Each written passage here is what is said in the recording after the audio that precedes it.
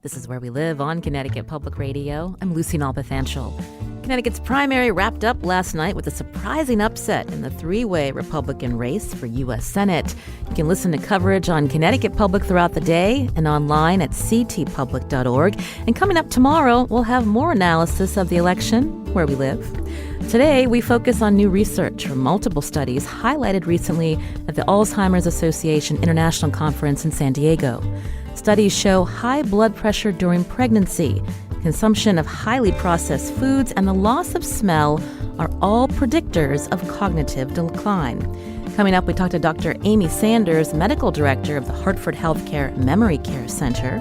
And later, Dr. Carl Hill from the Alzheimer's Association talks to us about new research on how experiencing discrimination and racism increases the risk of memory loss. Now, are you or someone in your family impacted by Alzheimer's? You can join us, 888-720-9677. That's 888-720-WNPR, or find us on Facebook and Twitter at Where We Live. Nationally, 2/3 of women have Alzheimer's, and 2/3 of women are caregivers for someone who has the disease. There are 6 million Americans living with Alzheimer's. That's according to the latest figures from the Alzheimer's Association. And in Connecticut, that's 80,000 people. Joining me first is a Connecticut couple from Milford. On Zoom with us, Sandy and George Carlino. George has early-stage Alzheimer's and is in an Eli Lilly clinical trial in New Haven. Sandy and George, welcome to our show. Thank you. Thank you very much. Glad to be here. George, my producer tells me that you turned 69 this week. A happy early birthday, I hope. Thank you. So tell us a little bit about yourselves. I'll start with you, George. I mentioned that you live in Milford. So tell us about your life there and what you did as a career. I used to be a CNC machinist for a manufacturing company for aerospace.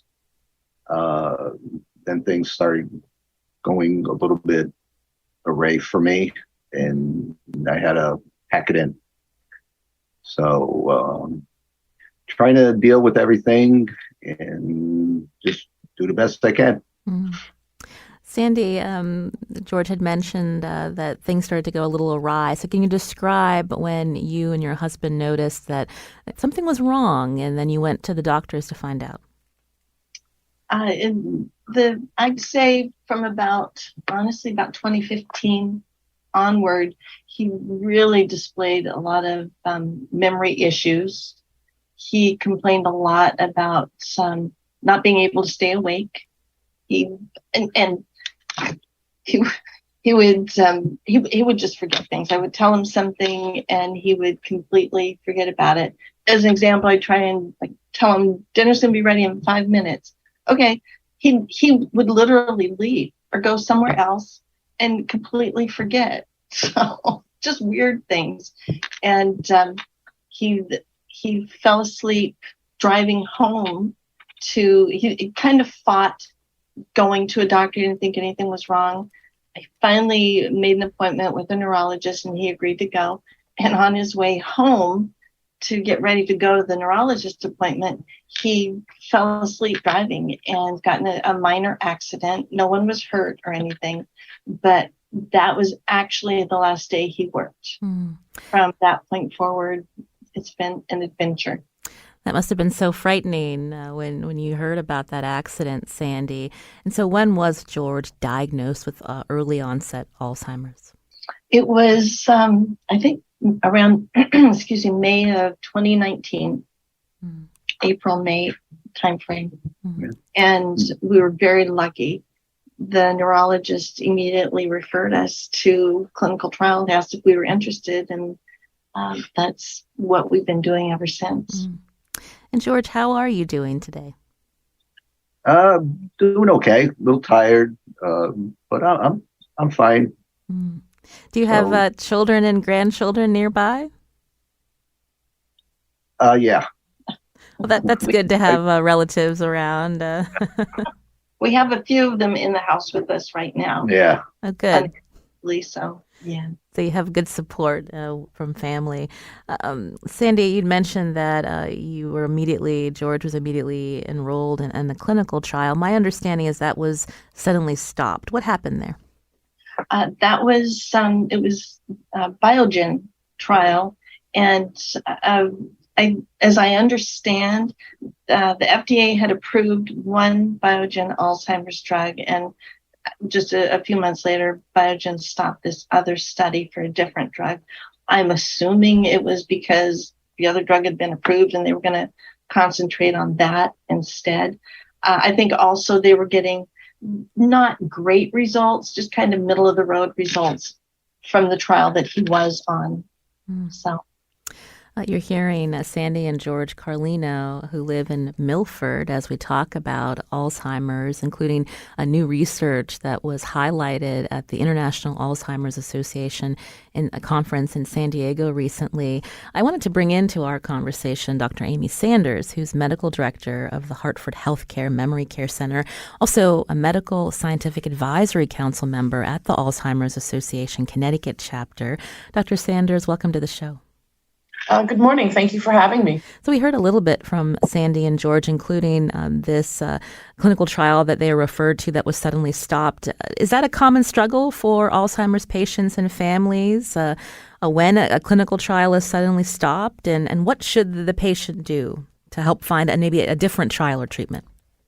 Well, many times when people are enrolled in a clinical trial, they're enrolled either through a sort of freestanding clinical research organization, and there's a big prominent one in New Haven, or they're enrolled under the auspices of an Alzheimer's disease research center, such as is findable at Yale.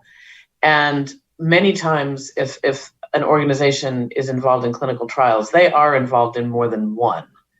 If somebody is in a trial that is suddenly stopped, then you might need, if it's been a pharmaceutical trial, and many of them are, meaning that you're taking a medication, then you might need what's called a washout period. You might need to wait a little between the trial that was stopped and being enrolled in a new trial. And then each clinical trial has its own set of inclusion and exclusion criteria that any hopeful enrollee would have to meet. Right.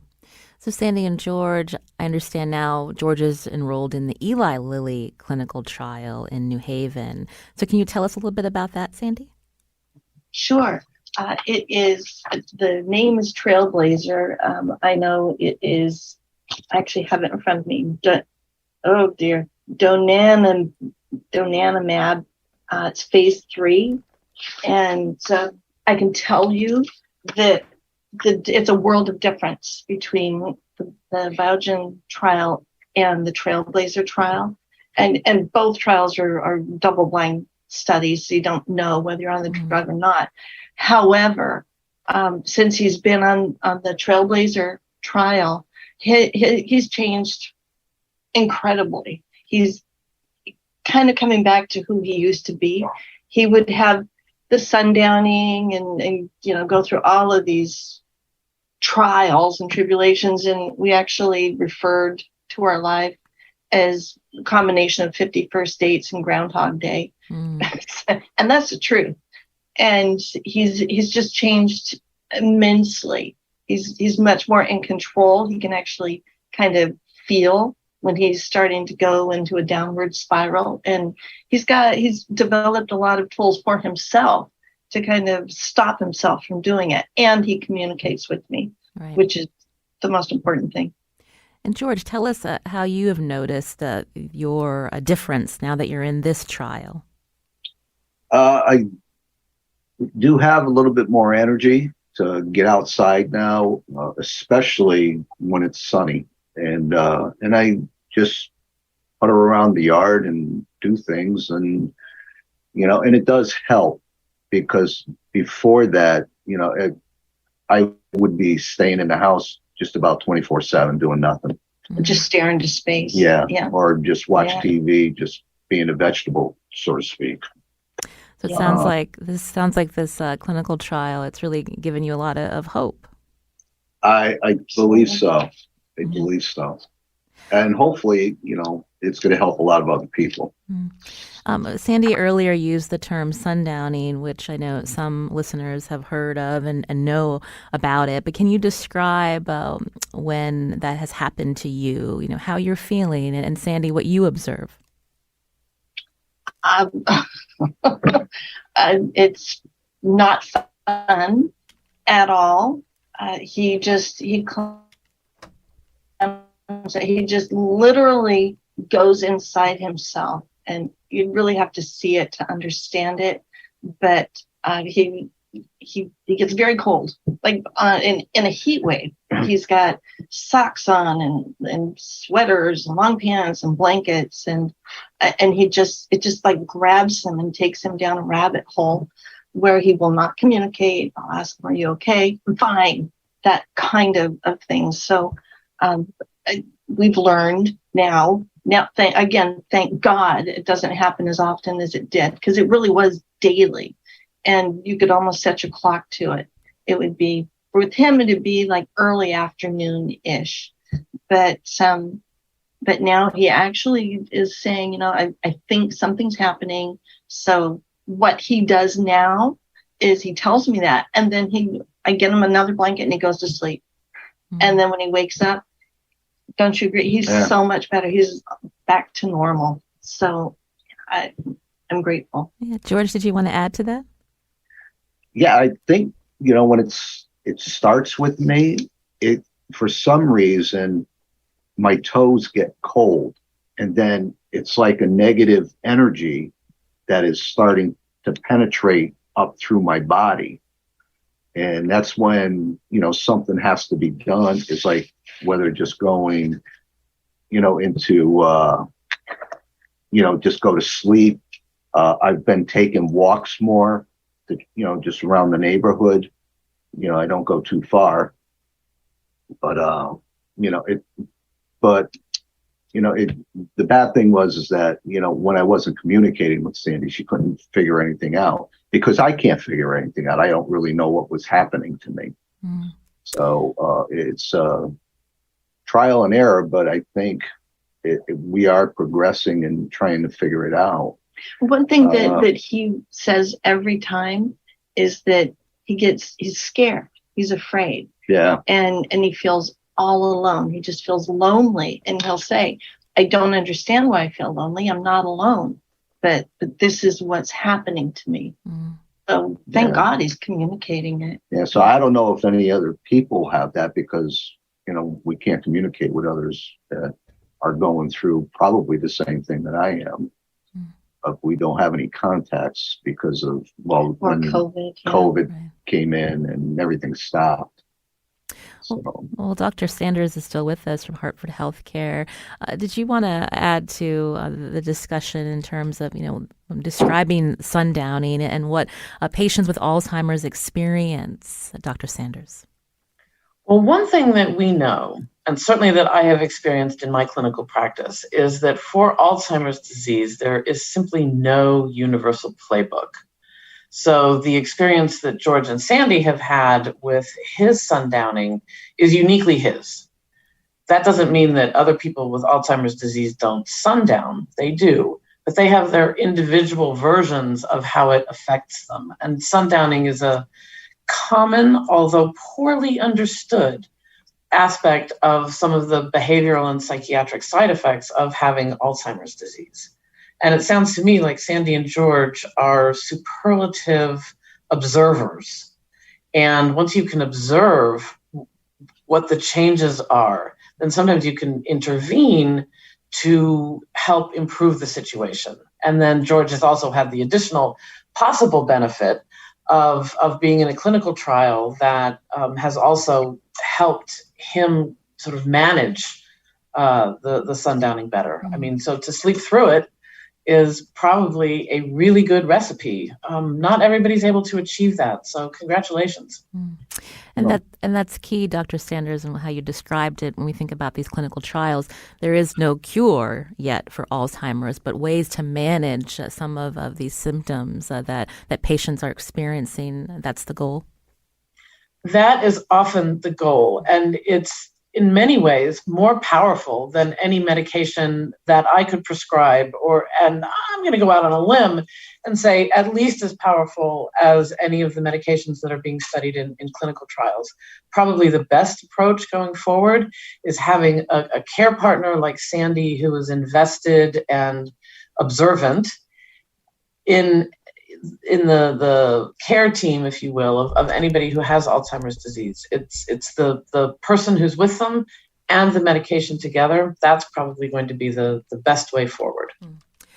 Sandy, you are George's caregiver, and I wanted to talk with you about that, and how you get support and how you've been doing since his diagnosis. What really gives me my sanity is that I work full time as well, and I work remotely most of the time, and it gives me some space when I have.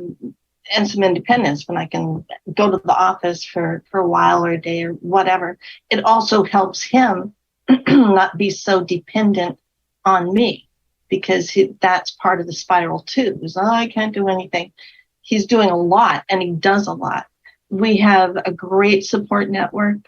He has 3 other brothers, so there were 4 boys in his family. They all live very close. One of them lives 3 houses away from us. So our kids, we got lots of grandkids, and everybody is kind and caring, and they love their grandpa and want to do stuff with them. So we're very blessed. We live in a nice area, a smaller area, and all of our neighbors know each other and watch out for each other. So we are blessed. We are very, very blessed, and we do say that daily.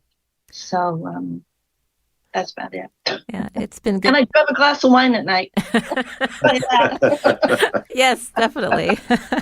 Well, it's been so good to hear from both you and George, sharing your story with us. George, we wish you the best. Thank you so much for your time today on the show. Oh, thank you. Thank you. You've been hearing Sandy and George Carlino from Milford, Connecticut.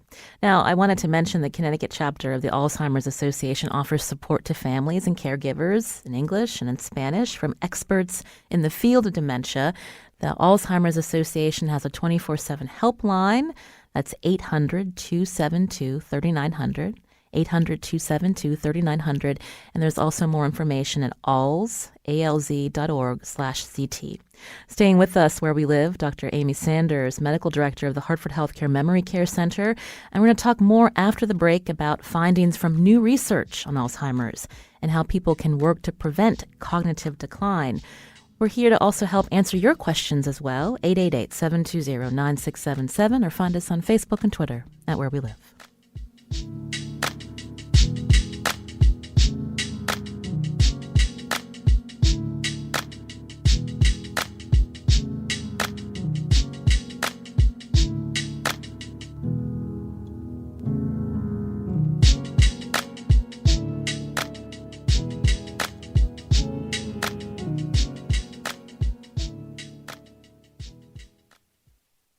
This is Where We Live on Connecticut Public Radio. I'm Lucy Nalpathanchel. We're learning about research into Alzheimer's today, highlighting new studies that identify factors that increase the risk of cognitive decline later in life. Now, people are usually diagnosed with Alzheimer's after the age of 65, but there is a younger onset population, and those with Alzheimer's or another form of dementia can live from 2 to 20 years after diagnosis. And dementia is the umbrella term for a set of symptoms, and Alzheimer's causes dementia. Other types of dementia include vascular, Lewy body, and mixed dementia. With us here on Zoom is Dr. Amy Sanders, Director of the Hartford Healthcare, Medical Director of the Hartford Healthcare Memory Care Center, and a Medical Scientific Advisory Council member at the Alzheimer's Association Connecticut chapter. Dr. Sanders, I've mentioned there was a new, yet-to-be-published research that was presented at this International Alzheimer's Association conference in San Diego recently. I wanted to talk with you about some of those studies, and I wanted to begin with the EXERT study, which focused on how exercise, even mild stretching, can prevent or reduce cognitive decline. So can you talk about that study? I'd be happy to. This is actually one of my favorite studies or sets of results that were announced at the recent conference. So this was a study, a long study, actually, and many times in clinical research, longer is better. Mm-hmm. So they studied older adults who had mild cognitive impairment. Mild cognitive impairment is a condition that sort of lies between normal cognitive aging and a dementia like Alzheimer's disease.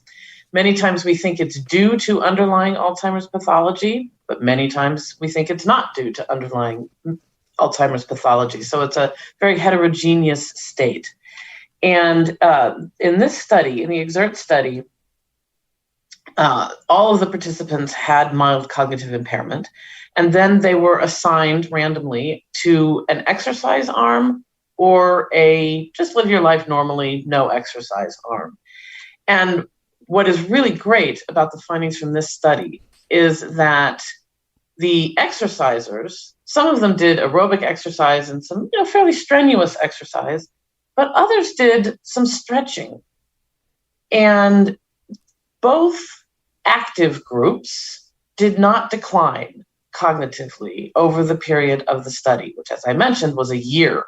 So if you're somebody who has mild cognitive impairment and you can buy yourself a year without any additional cognitive decline, that is some very powerful stuff. Mm. So even just light stretching, you don't have to race walk or swim laps and laps and laps. Some light stretching, a little bit of yoga, probably even some chair yoga. The moral of the story is get moving. And that actually can be protective of cognition. Mm. The group who had no physical activity declined significantly over that year-long study period.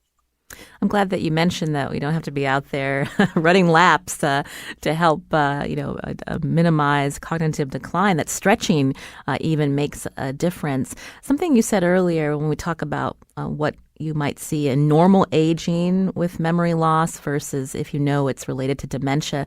Can you differentiate those for us, for listeners who might be listening and, might be wondering if there are some signs that they're dealing with something more than just regular aging and cognitive decline? I would be very happy to, because there are a lot of misconceptions out there in the world about these very questions. Once upon a time, we did consider that memory loss was a normal part of aging. Oh, grandma doesn't know who I am anymore, but that's just because she's old. Now we know better. And memory loss, actual measurable memory loss, is never a component of normal cognitive aging. That said, there are things that happen as a normal part of the aging brain. Probably one that people experience the most is what we call the tip of the tongue phenomenon. Who is that actor? Who was the man who beat Billie Jean King in the Battle of the Sexes tennis tournament in the early 1970s? That was one of my famous tip of the tongue phenomena, my own personal one. Mm-hmm. And if the word that you're looking for, the name that you're looking for, comes back to you more often than not, and not necessarily immediately. Sometimes it's seconds, sometimes it's minutes, but it can be hours, days, weeks. I had one recently myself that was months long. And suddenly it just popped into my head one day when I was at work. So that's a tip of the tongue phenomenon. It is aggravating as all get out, but it is not usually pathological. It's benign. Mm-hmm. And many people experience that. In fact, sometimes that's the presenting reason that a patient comes to our clinic. And so then we examine them and we do an assessment. And if everything looks normal, then we can say to them, this is normal cognitive aging. So the tip of the tongue phenomenon, big part of that. Also, it takes longer to learn how to do something new. You can get there in the end. It's just that it's going to take you a little bit longer. And that applies also to things that you already know how to do. So if you're say a jigsaw puzzle aficionado, you might not put the puzzles together quite as quickly as you did 10, 15, 20 years ago, but you can still do the puzzle. So sometimes being a little bit slower in learning new information, and the tip of the tongue phenomenon. Those are two of the big components of normal cognitive aging. Memory loss is not a component of normal cognitive aging. Thank you for that explanation. You're hearing Dr. Amy Sanders, Medical Director of the Hartford Healthcare Memory Care Center, as we talk about Alzheimer's and new research about some of the predictors of cognitive decline later in life. If you have a question, you can join us, 888-720-9677, or find us on Facebook and Twitter at Where We Live. Dr. Sanders, we got a question from a listener on Facebook. Maggie writes, I watched my great aunt live for 10 years with Alzheimer's. And I'm wondering, is it genetic? And also, how long on average can people live with Alzheimer's? What can you tell her? Well, as I said earlier, there is no universal playbook for Alzheimer's disease.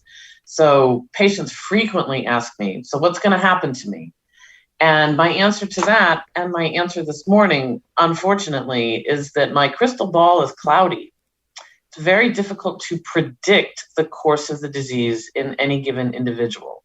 We know that there are things that occur commonly, but just because they occur commonly doesn't mean that they're going to happen to someone's great aunt.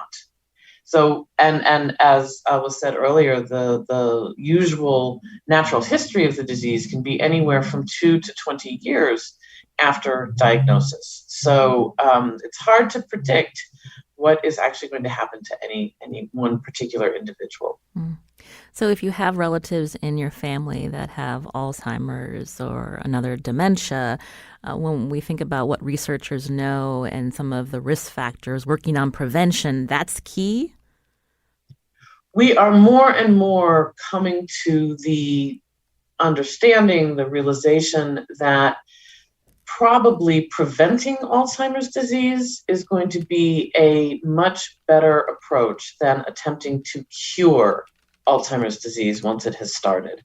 And we're really starting to see some powerful and somewhat unexpected research findings coming out that tell us just how far back in life we really need to be thinking about protecting our brains. And the question originally was, is Alzheimer's disease genetic? And there my answer is, well, sort of. Mm-hmm. So early onset Alzheimer's disease sometimes is familial. That, though, tends to be a consequence of somebody in the family having what we call an autosomal dominant genetic mutation. You can think of that as a kind of genetic problem that causes destiny. If you have one of these mutations, you are going to get Alzheimer's disease because they are, as we say in the medical jargon, highly penetrant, which means that if they're present, they show the effect. So if there's a mutation like that in a family, about 50% of the descendants of the first person who had that mutation are going to have Alzheimer's disease. That, however, is a very, very tiny portion of all of the people who have Alzheimer's disease. There's another genetic risk factor, not destiny this time, but just a risk factor that increases vulnerability to developing Alzheimer's disease. And that is called the epsilon allele of the ApoE gene. And if one has one bad copy of the risk allele, so an allele just means that there are different flavors of the genetic code that can occur at a particular point on a particular gene.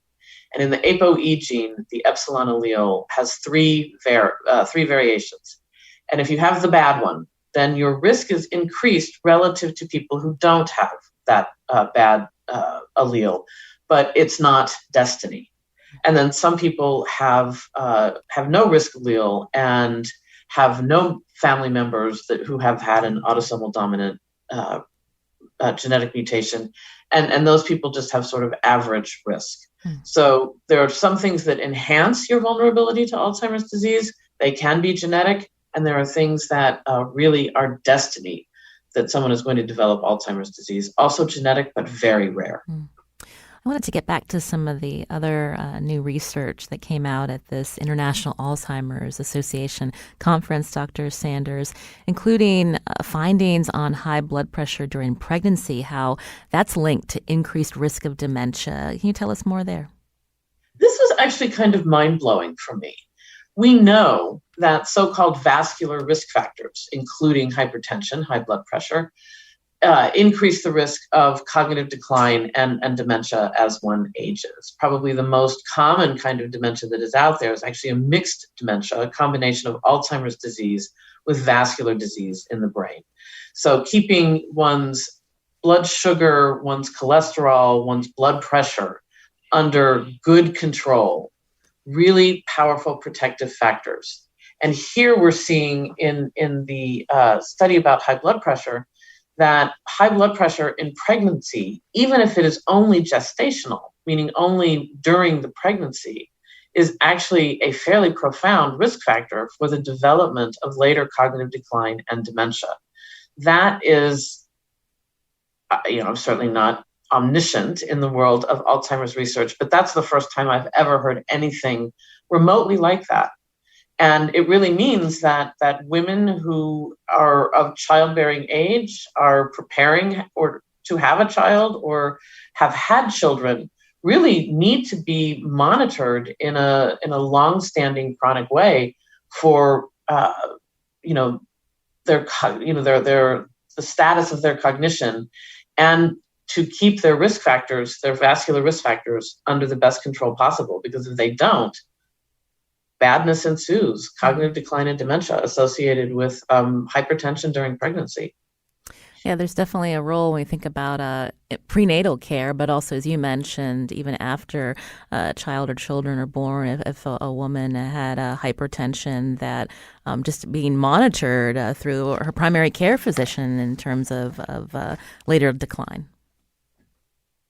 Indeed. When we think about the treatment, we've been talking about obviously some studies related to risk factors and predictors. We know that Alzheimer's drugs are expensive. Last year, I think it was Aduhelm received accelerated approval by the FDA. It's priced at $56,000 a year, and Medicare limited coverage to patients in clinical trials. And I understand the drug is not selling well, partly because clinicians are not sure that it works. What are your thoughts on this treatment, Dr. Sanders? Well, I think aducanumab, which is the generic name for Aduhelm, was a paradigm-shifting event in the history of Alzheimer's disease. It was approved as the first disease-modifying medication in Alzheimer's disease. And by the way, it was also the first medication that had been approved for Alzheimer's disease in many, many, many years. There were many issues. It was highly controversial, partly because that accelerated approval that you mentioned was granted on the basis of what's called an intermediate outcome. And that was the level of amyloid plaque, one of the things that we think causes Alzheimer's disease. So Aduhelm's success was based on the amount of amyloid plaque that it could clear from the brain, not on what happened to any given individual who was taking it. So did it have a cognitive benefit? That wasn't required under the approval. So there was much controversy. And as of April of this year, the Centers for Medicare and Medicaid in Washington, D.C. have ruled that aducanumab and all of the other monoclonal antibody medications that might come to FDA approval are going to be under the heading of something called coverage with evidence development, which means that they can be prescribed only in the context of a clinical trial.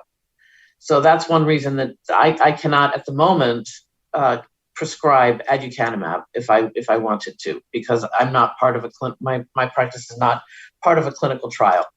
So it'll be interesting to see how that plays out in coming years, because there is really a lineup now of new monoclonal antibodies that are coming down the pipeline. And one very promising one has already applied to the FDA for the same kind of accelerated approval that aducanumab or Aduhelm got last year. Lisa from Watertown sent in a question and wanted to know, what studies being done regarding effects of prescription drugs, such as for high blood pressure medication, for example, on mental capacity. I am not myself familiar at this time with any clinical trials that are looking in particular at antihypertensive medications. We do know that people who take beta blocking drugs, that there can be a cognitive association there, although certainly no level of causality has ever been proven. Now, it may be that there is a trial going on and I'm simply not aware of it.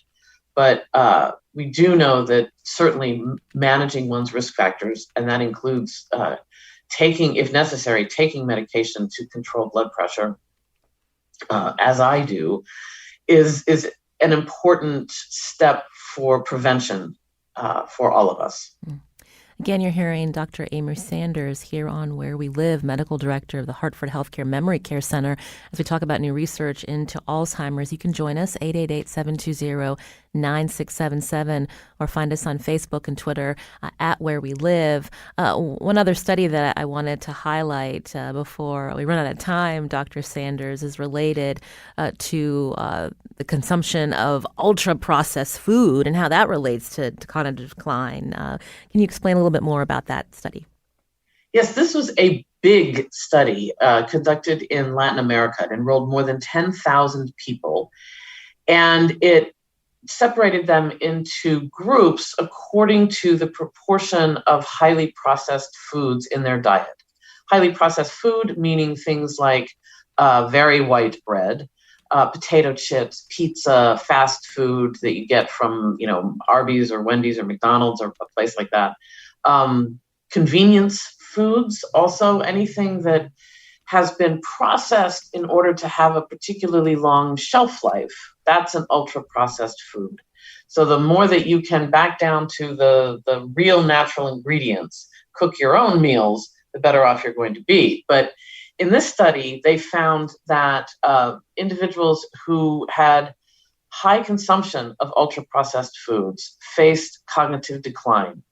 And so there were four groups: those who had the most highest consumption of ultra-processed foods, then a little bit less, and then a little bit less, and then the final group was the group that had the least amount of ultra-processed foods in their diet. The three groups that were not the group that had the minimum amount of ultra-processed foods in their diet, all three of those groups experienced global cognitive decline at a rate of 28%. That's quite eye-catching. And then when they looked in particular at what kind of thinking was affected, it was what we call their executive function, which is how we divide our attention. It's how we make decisions. It's what we rely on to get through the day every day. So that was in particular impacted. And the people who had the smallest consumption of ultra-processed foods in their diets did not experience that decline. And boy, did that make me go home and scan my pantry for the good things and perhaps the not so good things. This doesn't mean that you can't go to a cookout and have a hot dog. That's not going to, give you Alzheimer's disease later. But overall, dietary mindfulness and trying to eat as much, whole grain and unprocessed food is also a big step that all of us can take toward preventing Alzheimer's disease. Before we end, Dr. Sanders, I did want to bring up there was a feature in the magazine Science last month that talked about an investigation into a drug from Cassava Sciences, and Science magazine listed other Alzheimer's drugs, including the one we talked about earlier, Aduhelm, all mired in controversy. Why is there this credibility problem in your view? Ooh, that's a big question.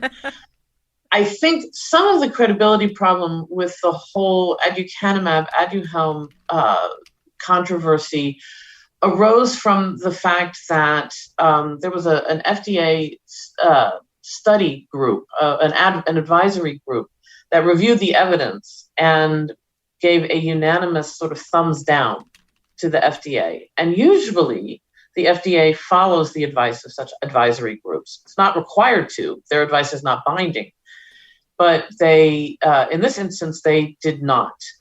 And there were also some concerns about the data because, in fact, the clinical trial for aducanumab was terminated for futility. It didn't meet its outcome measures. And then some secondary analyses were performed, and then what we call a signal was found. And, some people wonder about whether there was some, a little bit of data manipulation there. I think that has really been studied extensively, and that there probably is a signal there, but then there are other controversial issues regarding side effects and that sort of thing. This was the first drug, though.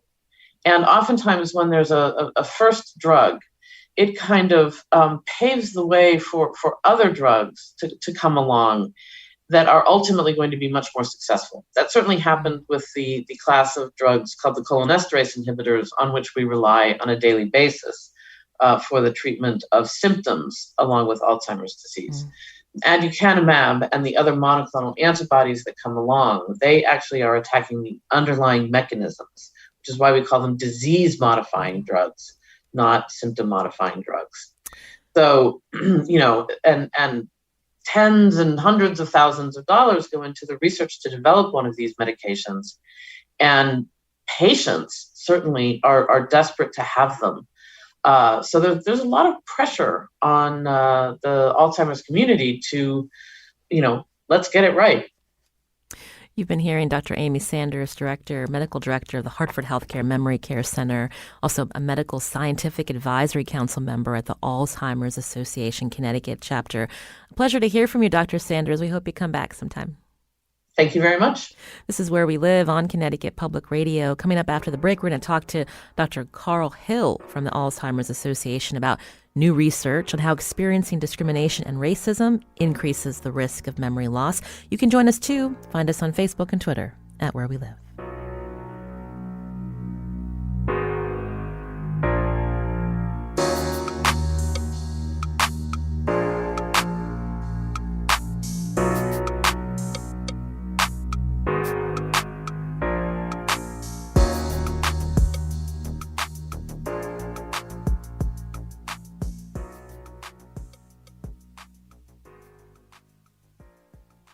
This is Where We Live. I'm Lucy Nalpathanchel. During the recent International Alzheimer's Association conference, several studies were released that found living in disadvantaged areas or having low wages put people at greater risk for dementia. There's also new research on how experiencing discrimination and racism increases the risk of memory loss. With us now on Zoom is Dr. Carl Hill, Chief Diversity, Equity, and Inclusion Officer for the Alzheimer's Association. Dr. Hill, welcome to the show. Oh, thank you for having me. I'm quoting from the Alzheimer's Association report this year that shows Black people are about twice as likely, and Hispanic Latinos are about 1 and 1.5 times as likely to have Alzheimer's or other dementias because of various experiences of structural racism and inequities. Now there's new research comprising nearly 1,000 middle-aged adults that shows racism was associated with lower memory scores, and these associations were driven by Black individuals. So tell us more about this study and your reaction. I tell you, really interesting research presented at the AIC just last week, and so in this particular study, the respondents were able to provide, self-reports of exposure to racism, both interpersonal, that is an individual, treating, them unfairly, and then their perceptions of institutional, racism. And there were reports, there was a relationship that showed lower episodic memory among all ethnicities, but the strongest association among Black African-American participants. And in another study, shared by researchers from the University of California at Davis, a study of almost 500 individuals, including Asian, African-American, Black, Hispanic, Latino, and white respondents, the people age 90 and above, individuals who experience wide-ranging discrimination throughout life had lower memory in late life compared to those who experience little to no discrimination. So two very insightful and important studies showing the relationship between racism and how it can influence memory over the life course. So where do we go from here, Dr. Hill, in terms of the role for policymakers? Well, first, I think we really have to understand the different types of racism. It's important to know that, institutional racism lies in unfair policies and discriminatory practices that institutions uphold, right? And then interpersonal racism is that when individuals interact with others that really causes stress in their lives. The Alzheimer's Association had a special report just last year that found respondents, African American and Hispanic Latino respondents, reported perceptions of racial discrimination in the dementia care system, right? So if getting a timely and proper diagnosis is fundamental and so important for all people, if these populations who are disproportionately affected, meaning they're more likely to have Alzheimer's or another dementia, if they perceive that they will be treated unfairly because of their race, they're less likely to engage a neurologist or a dementia care specialist. So it's important that we do all that we can to understand racism, that we include discrimination in our discussions of risk factors for as unique risk factors for these communities and populations. And at the Alzheimer's Association, we're really taking a proactive look at partnering with national and community-based organizations to make sure that we're delivering our resources to communities in a way that's culturally responsible, meaning that we're working with African American, Hispanic, Latino colleagues to help us to be sure that we're very mindful of our unconscious bias, and we're pursuing health equity in all the ways that are just and that could be effective. That's important. And when we think about, other ways that people are impacted, even types of trauma someone experiences, maybe a loss of a parent or living in a neighborhood with higher crime rates, how that can impact cognition. What can you tell us, Dr. Hill? Absolutely. When you think about this, racism is a trauma, that leads to increased stress, and we know can result in biological changes such as inflammation, and inflammation is a known risk factor for cognitive difficulties, including dementia, right? So, but because of structural racism, which is the combination of a number of factors, it's institutions, it's culture, it's ideology, it's history. People live in communities and neighborhoods, many times because of redlining and, their access to important resources like quality health care that, does not include discrimination really is patterned by this structural racism that has occurred over time, right? And so, because of this structural racism, again, it leads to poor access to quality health care and housing. Those who experience interpersonal discrimination are, in the healthcare system, for example, are just not provided a pathway to lower that risk. And this becomes, kind of a 1-2 punch, for populations that experience this type of deprivation. So, researchers should study, continue this study of racism, the different types of racism and how it can be a major contributor to the increased risk, dementia risk for Black and Latino populations. You've been hearing Dr. Carl Hill, Chief Diversity, Equity, and Inclusion Officer for the Alzheimer's Association. We'll be sure to follow up as, again, this is new research yet published but highlighted at this international conference. We appreciate your time, Dr. Hill. Thank you for having me. I'm Lucy Nalpathanchil. Today's show produced by Sujata Srinivasan with help from talk show intern Mira Raju. Our technical director is Kat Pastor. We'll be back tomorrow.